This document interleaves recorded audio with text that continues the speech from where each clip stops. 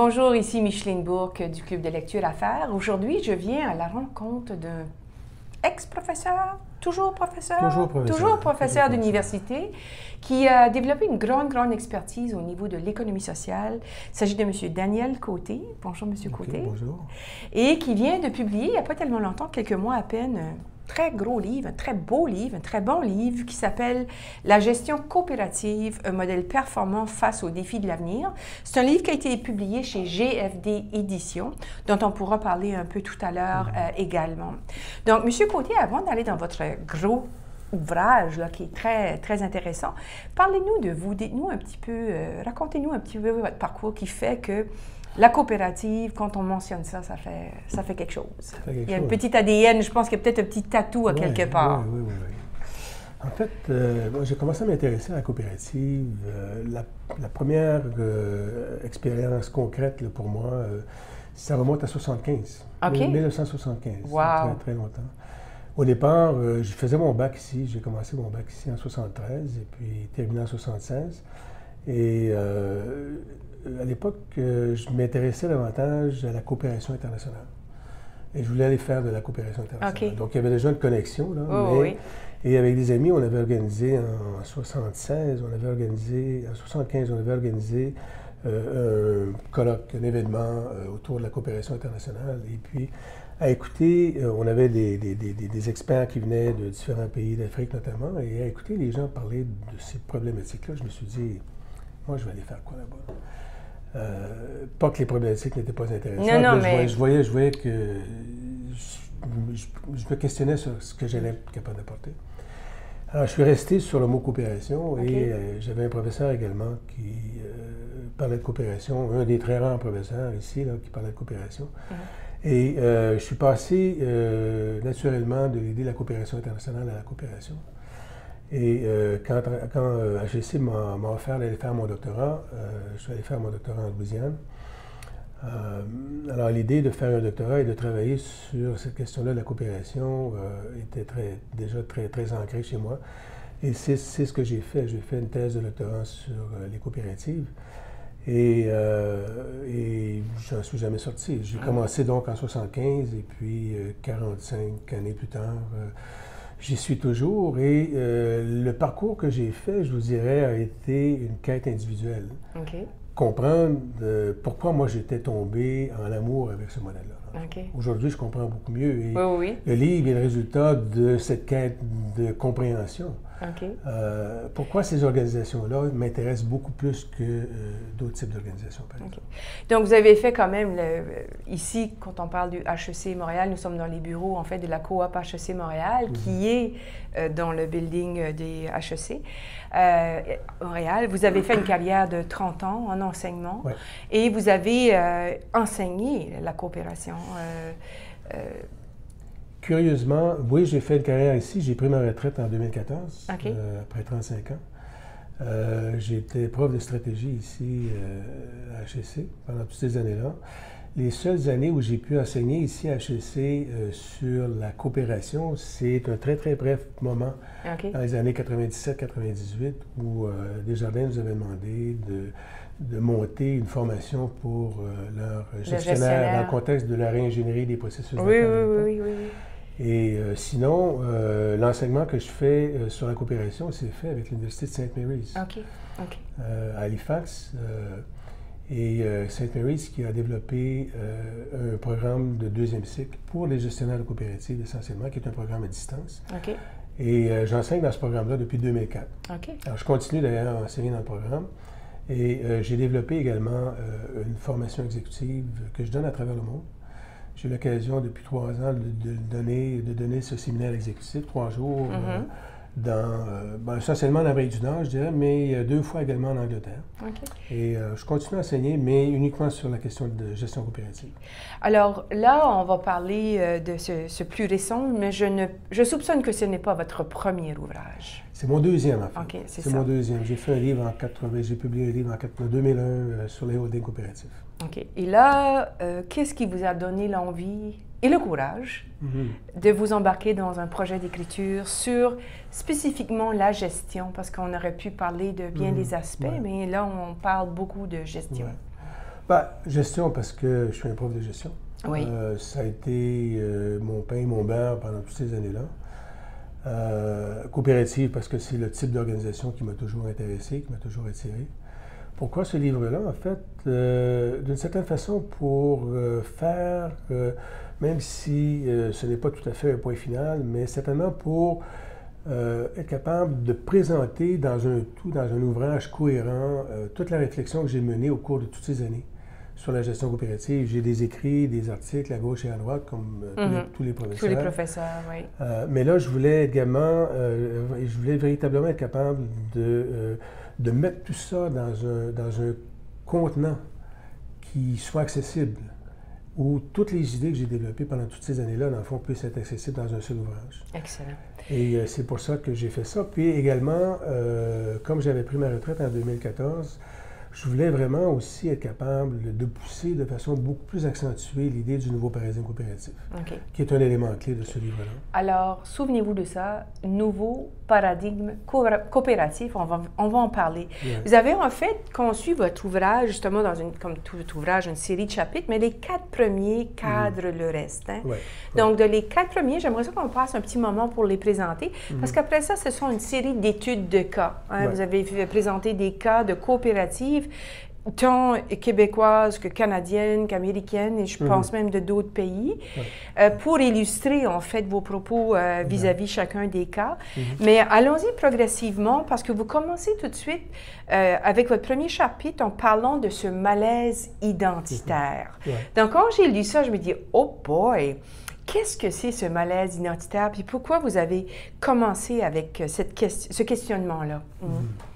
En fait, l'idée du malaise identitaire est une idée qui m'est venue à la fin des années 90. J'avais été invité par un organisme de recherche internationale qui s'appelle le CIRIEC pour piloter, coordonner une équipe de recherche internationale sur la question des holdings coopératifs, qui conduit à ce premier livre dont j'ai parlé tantôt.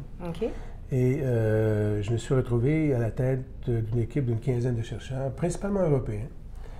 Et même si les Européens ne sont pas très études de cas, hein, c'est pas leur truc tellement, ici on est très à l'aise avec des études de cas, mais en Europe beaucoup moins. Et donc j'avais quand même réussi à les convaincre de faire des études de cas pour travailler justement cette question du holding coopératif. Et ce qui m'est apparu très très clairement à la lecture des cas que mes collègues avaient produits, banque coopérative en Allemagne, banque coopérative en Espagne, plusieurs coopératives agricoles au Portugal, en France, les coopératives agricoles également en Irlande, etc. Toute une série de cas, des coopératives de travail, Mondragon notamment, qui est une coopérative de travail importante. Et ce qui m'avait frappé, c'est à quel point ce que mes collègues décrivaient, dans le fond, ressemblait de moins en moins à une coopérative. Et c'est ce que j'ai nommé le malaise identitaire. Donc, ce que j'ai voulu faire, dans le fond, c'est de comprendre pourquoi. Et chercher à l'expliquer. Et c'est pour ça que je commence avec cette idée du malaise identitaire, parce que c'est important de comprendre qu'on retrouve là, dans le fond, ce que je nomme ici une tendance dénaturalisante. Et le modèle en question, dans mon livre, là, je parle d'un petit modèle de matrice 2 par 2, là, qui est construit en fait sur essentiellement le cœur du modèle coopératif, c'est-à-dire la notion de dualité. Ce qui est au cœur, un des éléments fondamentaux pour distinguer la coopérative d'une entreprise à capital action, par exemple, c'est l'idée que la coopérative, c'est d'abord une association de personnes propriétaires d'une entreprise. Hein? C'est ça qui est le concept coopératif. C'est ce qu'on appelle la dualité coopérative. Alors, je me suis mis à regarder, dans le fond, qu'est-ce qui se passait au niveau associatif, qui est un élément clé de la dualité, et au niveau entreprise, qui est l'autre élément clé de la dualité. Alors, quand je regarde au plan de l'associatif, ce qui me frappe, dans le fond, c'est toute une série de changements structurels qui vont avoir comme effet d'affaiblir l'intensité des règles coopératives, telles que compris au niveau de l'association. L'association, c'est vous et moi, c'est nous qui sommes membres d'une coopérative. Et les éléments que j'identifie, ce sont des éléments qui sont liés à des motifs, des motivations. Pourquoi les gens deviennent propriétaires, usagers d'une coopérative? Bien, essentiellement, à l'origine, si on remonte à l'origine, les gens deviennent propriétaires d'une coopérative, ils vont participer au démarrage d'une coopérative parce qu'ils sont confrontés à des situations d'échec de marché. Ce que les économistes appellent l'échec de marché. Échec de marché, pensez à Alphonse Desjardins, Oui. au début du siècle. C'est vrai. Pensez à les gens, les producteurs de lait qui ont démarré à Agropur, par exemple. Oui. Une très belle coopérative laitière québécoise qui aujourd'hui est à 6 milliards de chiffre d'affaires. À l'origine, ces producteurs de lait-là étaient confrontés à un cartel qui finissait par abuser, dans le fond, des producteurs et leur offrir des prix moindres par rapport à ce qu'ils auraient dû recevoir sur le marché. C'est que la réalité, justement, la réalité des gens n'était pas tenue en compte par les entreprises. Donc, chez Desjardins, on n'avait pas accès au crédit, on n'avait pas accès à ici. Donc, le besoin était là, mais il n'était pas comblé par... C'est ça. Ou était comblé, mais d'une façon abusive. Ouais. Il y a des acteurs économiques qui prenaient avantage d'une position de force sur le marché. Okay. Alors, vous pouvez faire le tour d'à peu près toutes les coopératives et vous allez retrouver ces éléments de motivation. Alors, pourquoi je parle de changement structurel? Bien, essentiellement parce qu'au fil des années, des décennies, des gens comme vous et moi, pouvons très bien faire affaire avec une banque aujourd'hui et les banques vont être contents de faire affaire avec nous. Absolument. Alors, le motif premier pour inciter les gens à devenir propriétaires usagers, c'est effrité avec le temps. Ça, c'est un élément que j'appelle changement structurel. Un deuxième élément, c'est que pour des raisons économiques, et on le voit avec les grandes coopératives, la taille devient un enjeu stratégique. Alors, ces organisations-là doivent également croître et de sorte être capables de demeurer concurrentielles et compétitives sur les marchés. Le problème de la taille, qui est un enjeu stratégique qu'on comprend, elles doivent croître pour des raisons stratégiques. Oui. En même temps, ce que ça fait, c'est que ça fait croître cette association de personnes. Et quand on pense d'une association de petite taille, quelques personnes, 30, 40, 50 personnes, à une association de grande taille, par exemple, dans ma caisse, moi, 30 000 personnes. Le problème avec la grande taille, c'est qu'on se retrouve à développer ce qu'on appelle des comportements de free rider, de tireur au flanc. Je pense qu'on appelle ça comme ça. Alors, vous avez beaucoup de gens qui vont essentiellement se dire « Micheline, toi, tu vas t'occuper du conseil d'administration, tu vas t'informer, etc. Moi, je reste à la maison. » C'est ça, c'est ça. Donc l'implication, a suscité l'implication des membres. Exactement. Alors, tout ça conduit, dans le fond, à une association de personnes qui devient abstraite. Les coopératives ne fonctionnent pas bien avec une abstraction. Les individus dans une coopérative, pour que ça fonctionne bien, doivent avoir des liens moraux et des liens sociaux. 30 000 personnes, si vous me demandez combien je connais de personnes, dans cette association de 30 000 personnes, membres de ma caisse populaire, personne. La capacité de construire des liens moraux et des liens sociaux est affaiblie considérablement. Tout ça conduit, dans le fond, à une perte de sens de la propriété coopérative. Tout ça conduit à des assemblées générales qui sont vides, etc. Tout ça est supporté également ou alimenté par le fait que l'éducation coopérative ne se fait plus. Alors, vous avez là un ensemble de phénomènes qui sont, à mon sens, structurels et qui ont comme effet d'affaiblir la capacité de l'association de personnes à jouer son rôle dans la dynamique coopérative. Et quand on regarde du point de vue de l'entreprise, le phénomène, l'analyse que je fais, c'est de faire référence à un concept que les sociologues appellent isomorphisme. Alors, l'isomorphisme, qu'est-ce que c'est? C'est essentiellement lorsque vous mettez deux organismes distincts dans un même contexte, dans un même environnement, après un certain temps, ils ont tendance à se ressembler. Alors, l'isomorphisme est alimenté par la concurrence. La pression concurrentielle sur les coopératives qui les force à avoir une quête d'efficacité et d'efficience, comme n'importe quelle entreprise. C'est ça, comme n'importe quelle. Bon, alors il y a une pression concurrentielle qui alimente l'isomorphisme, mais il y a aussi des pressions institutionnelles qui alimentent l'isomorphisme. Pensez à la réglementation. La réglementation qui, trop souvent, est faite pour les entreprises de capitalisation, mais qui va avoir pression, qui va créer pression sur les coopératives également à adopter certains comportements que la réglementation force. Alors, ça, ce sont un isomorphisme de nature coercitive, dans le fond, par le biais de la réglementation. On peut parler également d'isomorphisme mimétique. Quand les gestionnaires cherchent à trouver des stratégies pour demeurer concurrentiels, ils vont regarder sur le marché et ils ont tendance à copier des stratégies qui sont qui ont des résultats concluants sur les marchés.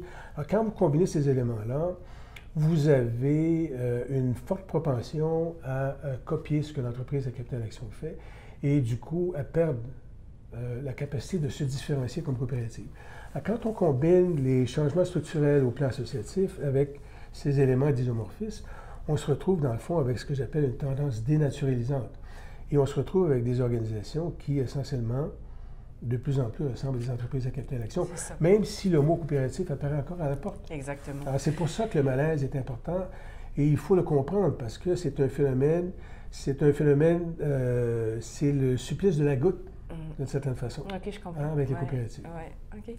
Très intéressant, vos propos. Donc, dans le livre, vous allez expliquer ça. Dès le début, on parle d'isomorphisme, on parle de, justement, le dualisme. Et là, on commence à parler, à partir du chapitre 3, de ce nouveau paradigme-là. Parce que le dernier chapitre, qui est aussi fort intéressant, c'est toute la notion de co-créer la valeur. Hein. Donc ça, c'est super intéressant. Donc, parlez-moi de ce nouveau paradigme-là, parce que c'est vers ça que devrait tendre. Et on a des exemples. Vous avez donné notamment AgroPure, je pense, qui est un exemple d'une coopérative qui quand même fonctionne très bien, qui a des résultats extraordinaires, mais qui a réussi à garder l'âme, entre guillemets, de cette structure coopérative. Donc, c'est quoi le nouveau paradigme? En fait, j'ai commencé à travailler sur cette idée du nouveau paradigme coopératif en 1996.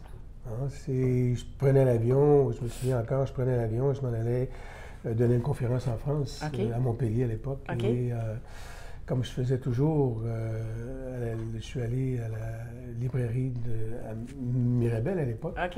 On partait de Mirabel et bouquiner avant de partir prendre l'avion et je suis tombé sur un livre sur la loyauté, gestion de la loyauté.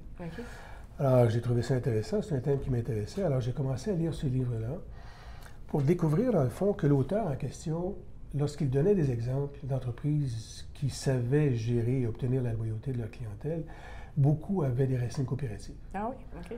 L'auteur en question ne faisait pas mention de ça, mais pour moi ça a été un déclencheur. Ça a été un déclencheur. OK. Et c'est à partir de ce moment-là où je me suis dit, est-ce qu'il est possible de commencer à revisiter les principes et les valeurs coopératives, mais à la lumière des défis auxquels les entreprises sont confrontées?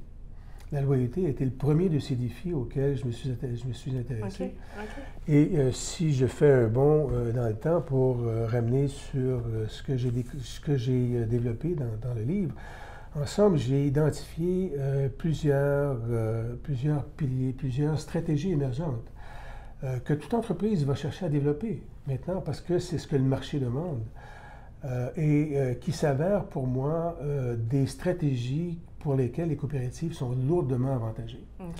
Alors, les thèmes que je développe dans le livre, d'abord le thème de la congruence des valeurs, qui est un élément extrêmement important dont il faut parler, le thème de la propriété psychologique, le thème de la loyauté, mais dans une perspective de loyauté et d'engagement à la fois de la part de la clientèle et de la part des employés, et ce que vous venez de mentionner, toute la question de la co-création de valeur.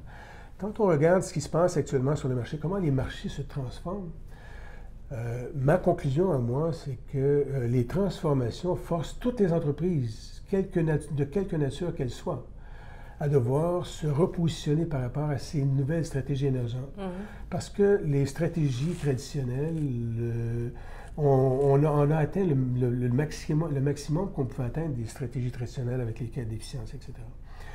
Alors, c'est pour ça que je parle de nouveau paradigme coopératif et la recherche que je fais, les questions que je me pose par rapport à ça, c'est de part, ces stratégies émergentes-là, elles sont utiles et elles sont nécessaires pour être capables de se différencier sur les marchés, donc de créer des avantages concurrentiels. Et d'autre part, quels sont les avantages propres au modèle coopératif face à ces stratégies-là. Donc, c'est le gros de la démarche dans laquelle je me suis engagé il y a une vingtaine d'années et qui cumule par les deux chapitres auxquels vous faites référence dans ce livre-là. OK. Donc, c'est très intéressant. Donc, prenons comme peut-être un moment pour parler justement de la question des valeurs, parce que les valeurs coopératives, c'est fondamental, mais pour toutes les entreprises ont des valeurs, on s'entend, des missions et tout ça, mais pour le mouvement coopératif, pour cette structure-là, les valeurs sont encore plus importantes. Et vous avez mentionné Dans votre livre, vous avez donné les exemples, je pense que c'est de M. Schwartz, Oui. les différentes valeurs. Et vous avez fait des tableaux aussi pour montrer, en tout cas, on pourra voir ça plus tard, mais parlons des valeurs qui sont associées à la coopération. En fait, donc, je prends ma retraite et puis je me mets pratiquement à temps plein dans la rédaction du livre. Et puis, j'avais exploré dans les années 2000 beaucoup le thème de la loyauté. Mais là, je voulais donc continuer à travailler sur ce qui m'apparaissait, moi, à l'époque, un conducteur important, à savoir la mobilisation par les valeurs.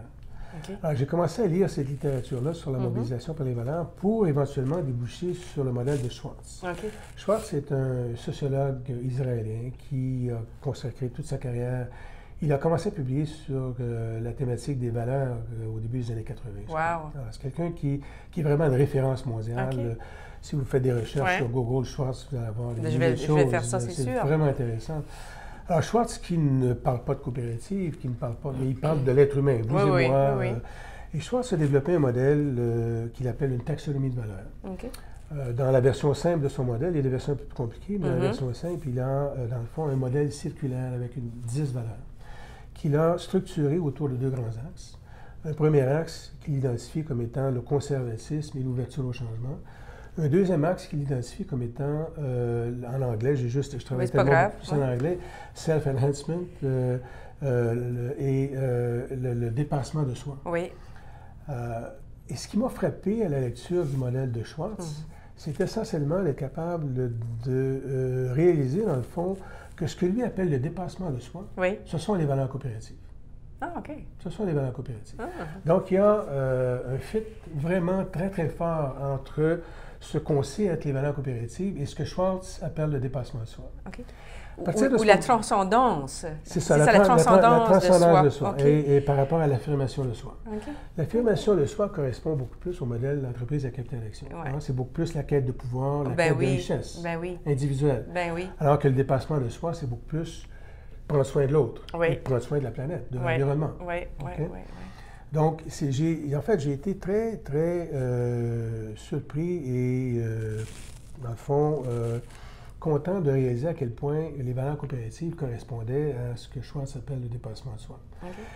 Et à partir de ce moment-là, et c'est là où je parle d'un nouveau paradigme, dans le fond, à partir de ce moment-là, la perspective sur les valeurs coopératives vient de changer complètement. Parce que sur le dépassement de soi, Schwartz, qui a fait des études à travers la planète, a démontré, et de un, que son modèle était universel, et de deux, a démontré que le profil de valeur le plus important, c'était le dépassement de soi. 60% des êtres humains qui marchent sur cette terre ont un profil de valeur axé sur le dépassement de soi. Alors moi qui s'intéresse aux coopératives, aux valeurs coopératives, je viens de réaliser que le dépassement de soi et les valeurs coopératives, c'est l'un à l'autre. C'est l'un à l'autre. Alors, je viens de découvrir quoi? Je viens de découvrir que les valeurs coopératives, ce sont des valeurs universelles, qui reflètent, dans le fond, 60% des valeurs des humains sur la Terre. Première chose. Deuxième chose, à partir du moment où Schwartz, où je fais ce lien-là, je commence à m'interroger sur ce que les gens en ressources humaines font avec le modèle de Schwartz. Si je leur pose la question, mes collègues ici en RH, si je leur pose la question sur les valeurs coopératives, ils n'ont rien à dire. Ils ne travaillent pas là-dessus. Si je leur pose la question par rapport à Schwartz, autre paire de manches. Là, ils ont des choses à dire. Et ce qu'on est capable de démontrer avec toutes les études empiriques qui ont été faites par des gens en RH autour du concept de dépassement de soi, c'est que le dépassement de soi est un ensemble de valeurs qui conduit à des engagements affectifs de la part des employés. Ce qui est le genre d'engagement que les entreprises veulent, conduit à des comportements éthiques, conduit à des comportements discrétionnaires. Tout ça, dans le fond, va avoir un impact significatif sur la performance des entreprises. Alors, je fais quoi avec ça? Je reviens sur mon univers de gestion. Je veux, dans le fond, confronter, d'une certaine façon, les gestionnaires de coopératives sur l'importance des valeurs coopératives. Et je les regarde à travers le modèle de Schwartz. Et je suis capable de faire un lien très fort entre les valeurs coopératives, le modèle de Schwartz, et la performance de l'entreprise.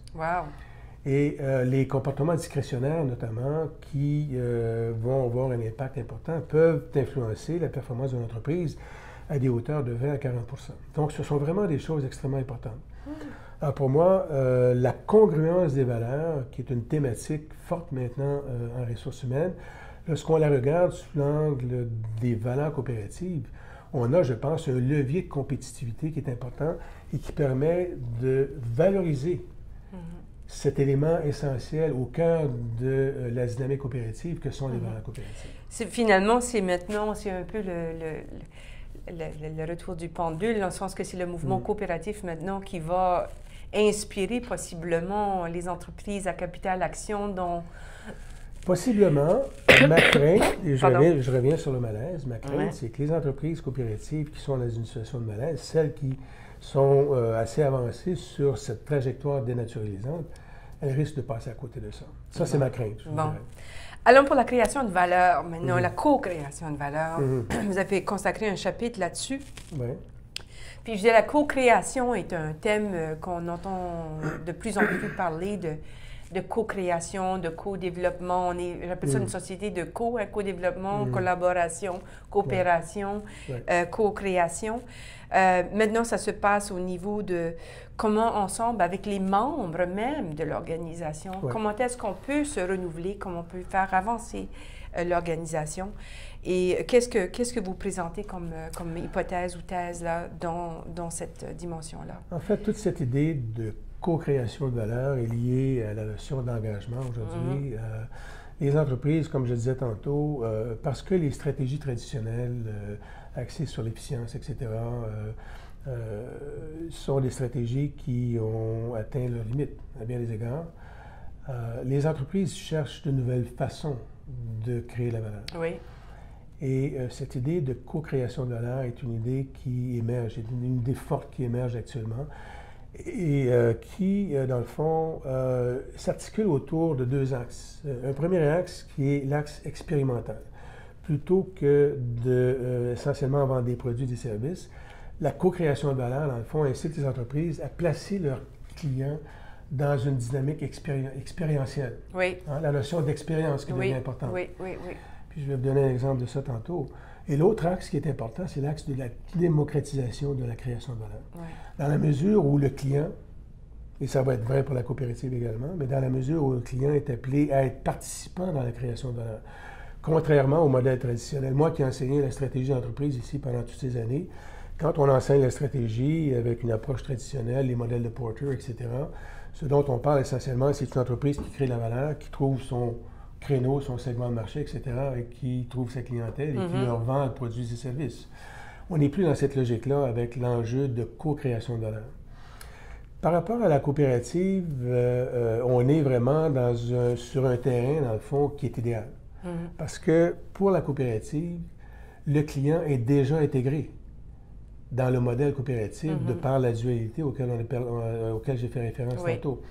Le propriétaire usager est déjà partie prenante, est déjà un acteur clé dans toute la dynamique coopérative. Alors pour la coopérative, cette idée de co-création, elle est extrêmement importante.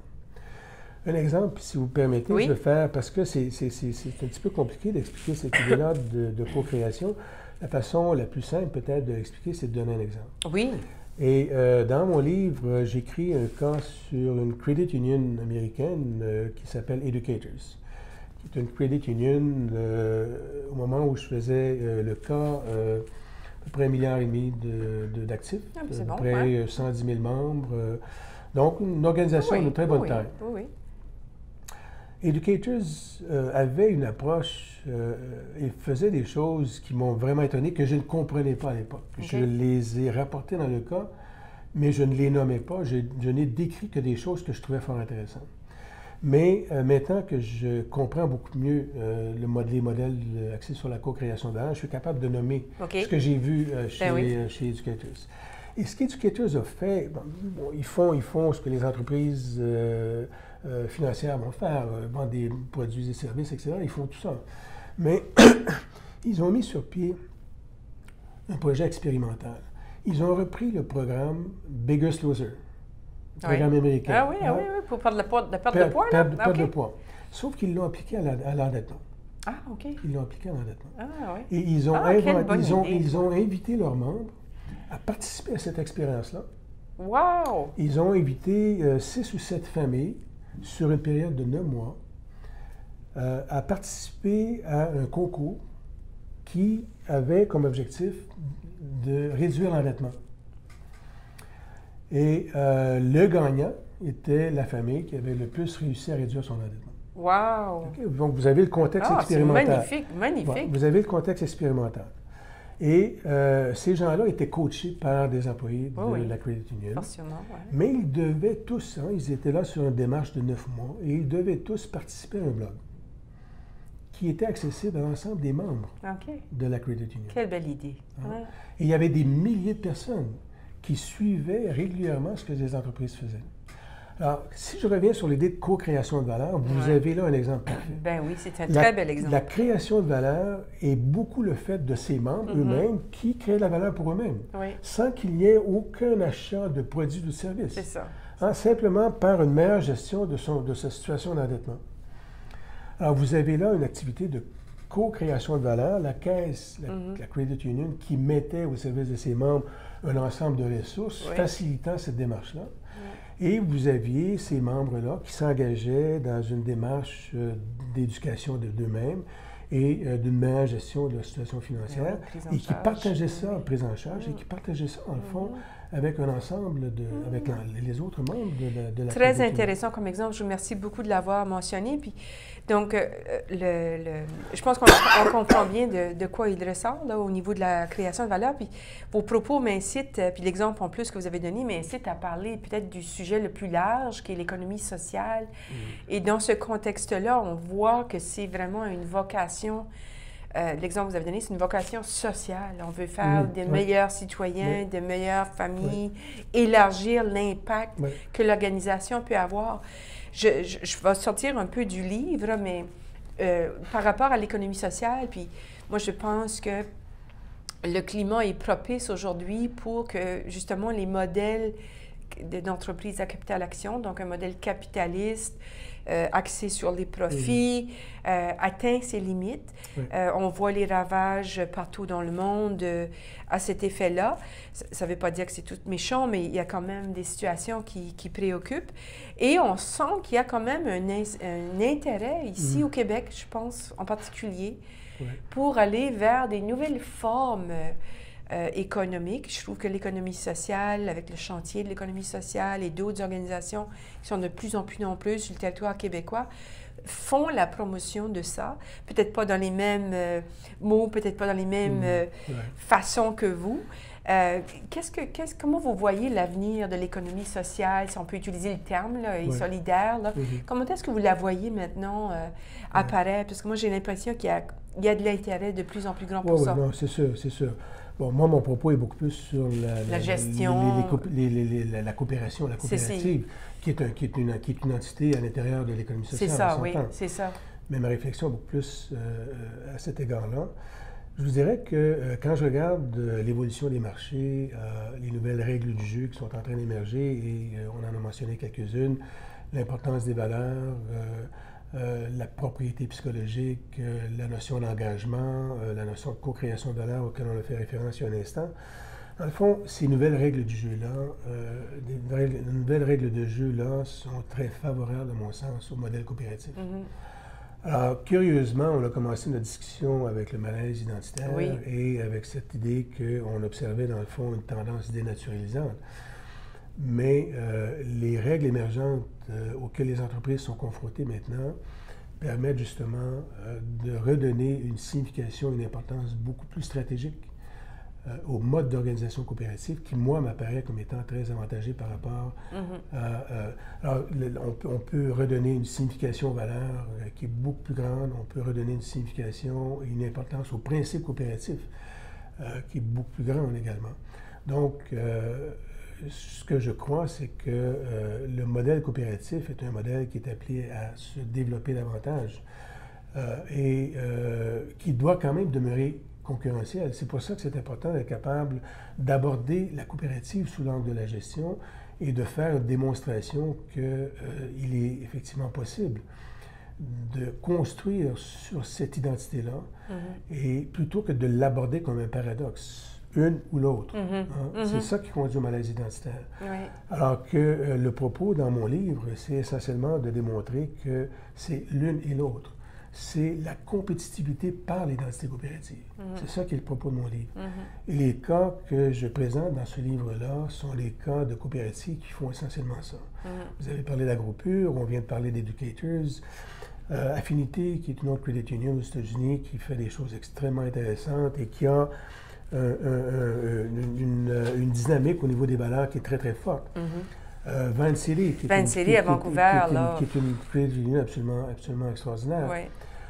Mais également des coopératives dans le domaine de l'alimentation. Je pense à Weaver Street Market. Oui. Dans le nord-est américain, je pense à Seaward, dans le Minnesota. Quand on regarde ce qu'une entreprise, une coopérative comme Weaver Street Market fait, par exemple, leur mission, c'est de redonner, dans le fond, de reconstruire une économie locale et une capacité d'approvisionnement local à partir d'un réseau de fermes organiques, biologiques, etc. Donc, ils ont une démarche qui est extrêmement... Le mot qui me vient, le mot clé, c'est toujours compliqué de parler d'un modèle d'affaires, mais le mot clé qui me vient quand je fais l'étude d'un cas comme celui de Weaver Street Market, par exemple, c'est harmonie. C'est harmonie avec la planète. C'est harmonie avec les membres, c'est harmonie avec la communauté. C'est ce qui, pour moi, dans le fond, fait en sorte que le modèle coopératif est un modèle qui m'a toujours intéressé. Je ne comprenais pas en 1975. Aujourd'hui, je vois bien que toute cette analyse-là me permet d'expliquer pourquoi c'est le modèle qui me plaît. Pour moi, je trouve que c'est un modèle intéressant aussi, de façon très générale, là, mais pour les gens qui rêvent de changer le monde, ben, le modèle coopératif, pour moi, on ne change pas le monde seul, hein, on change le monde avec d'autres. Et peu importe le champ d'activité, le modèle peut s'appliquer et créer des synergies, justement, qui ont des objectifs au-delà du profit. Donc, des objectifs qui peuvent être en lien avec la communauté avoisinante, évidemment en lien avec les membres qui adhèrent, mais qui peuvent avoir des impacts beaucoup plus importants pour créer des synergies, d'échanger vraiment de façon fondamentale. Vous parlez de profit. On est dans les locaux de Coop HLC. Belle mise en relation. Nous, ici, moi qui suis au conseil d'administration depuis 10 ans, je n'ai pas de souvenir d'avoir jamais parlé de maximisation de profit. Et pourtant, nos résultats sont très bons. Ce dont on parle ici et ce qui est au cœur de notre action et de nos décisions à tous les jours, c'est le mieux-être de la communauté. Ce qui nous habite essentiellement, c'est le mieux-être de la communauté. Mais quand on fait ça, on est dans ce que j'appellerais un cercle vertueux. Et on est quand même capable de générer des résultats qu'on va remettre à la communauté. de toute façon, c'est sûr. Parce que c'est le propre de la coopérative. Les surplus qu'on fait, on les remet à la communauté d'une façon ou d'une autre. Mais on le fait dans une perspective que j'appelle un cercle vertueux, en travaillant sur ses valeurs, en travaillant sur les dimensions qui ont des impacts le moins dommageables possible pour l'environnement, en étant vraiment au service de la communauté de la meilleure façon possible. Alors, c'est le propre du modèle coopératif, je crois. Et le livre, c'est sûr qu'on pourrait dire, vous parliez de changement tantôt, on pourrait utiliser le slogan « Changer le monde, une coopérative à la fois ». Ben oui, bonne idée, j'aime ça. Mais il faut que les grandes coopératives aussi redécouvrent le sens et la portée de l'identité coopérative. En tout cas, c'est un excellent livre. C'est pas un livre, là... à qui on le donne, en fait? À qui on donne ce livre-là? C'est un livre avec beaucoup d'informations, mais qui se lit très bien. Puis ce qui est le fun, c'est ça, c'est qu'il y a les différents cas qui concrétisent l'hypothèse ou la thèse. Et à ce moment-là, on peut mieux comprendre qu'est-ce que ça veut vraiment dire. C'est un livre que j'imagine qu'on peut donner à des étudiants, mais à qui d'autre? Pour moi, j'ai toujours, toutes mes années de recherche, et encore aujourd'hui, j'ai toujours entretenu un dialogue avec les gestionnaires de coopératives. Mon public premier, c'est les gestionnaires de coopératives. Alors, c'est ceux à qui je souhaite, dans le fond, dédier ce livre, si vous me demandez à qui le dédier, c'est les gestionnaires. Mais j'aimerais aussi, et ça ne se fait pas malheureusement, que l'on puisse enseigner la gestion coopérative dans des écoles comme HEC. Ça ne se fait pas. Pas encore. Dans la grande majorité, sinon toutes les business schools à travers le monde, le modèle coopératif n'est pas enseigné. Donc, les gestionnaires qui se retrouvent à la tête d'entreprises coopératives n'ont pas, je dirais, l'outillage conceptuel pour être capable d'aborder la coopérative de la façon dont je crois que ça doit se faire. Avec une profondeur. Avec une profondeur, Okay. exactement. Alors, félicitations encore une fois. Alors, c'est la gestion coopérative, un modèle performant face aux défis de l'avenir. Monsieur Daniel Côté. Un petit clin d'œil à GFD Éditions, qui par ailleurs est lié à la coop HEC. Oui, tout à fait. C'est un partenaire. C'est un partenaire de la coop. Alors, c'est une belle coïncidence. Oui, tout à fait. Probablement planifiée. Ben, écoutez, moi, j'étais à la recherche d'un éditeur qui comprenait les chercheurs. Oui. Et Jean-François Derry, GFD tient pour Jean-François Derry.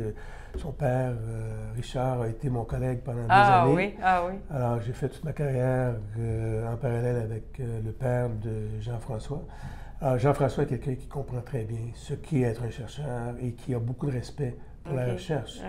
Et qui travaille avec des auteurs et d'une façon très particulière. Excellent. D'ailleurs, je terminerai en disant que la version anglaise du livre sort bientôt. Ah oui, bravo. Alors, pour moi, c'était important d'être capable de publier ce livre-là en anglais. Bien, je comprends.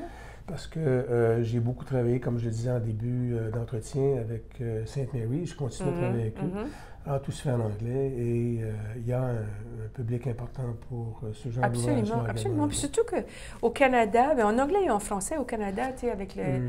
J'imagine que vous connaissez le REDI, là, le Réseau de développement économique du Canada. Là. Non. Ils travaillent beaucoup avec, sur le modèle économique. Il y a pour les communautés francophones à l'extérieur du Québec. Donc, puis dans les régions, la coopérative, pour moi, c'est le modèle privilégié. Et en ville, on peut vivre avec différents modèles, mais dans les régions qui vivent des difficultés, pour moi, le modèle coopératif a des grands avantages à être considéré. Donc, on vous souhaite un très, très beau succès avec ça. Merci. Alors, merci de votre temps. Puis, vous pouvez vous procurer ce livre-là, bien sûr, à la librairie HEC Montréal, mais je pense qu'il est disponible également dans d'autres librairies. Oui, il est disponible. Et il est disponible également en version électronique. OK. Est-ce que, pour vous joindre, est-ce que vous avez avec le profil de votre...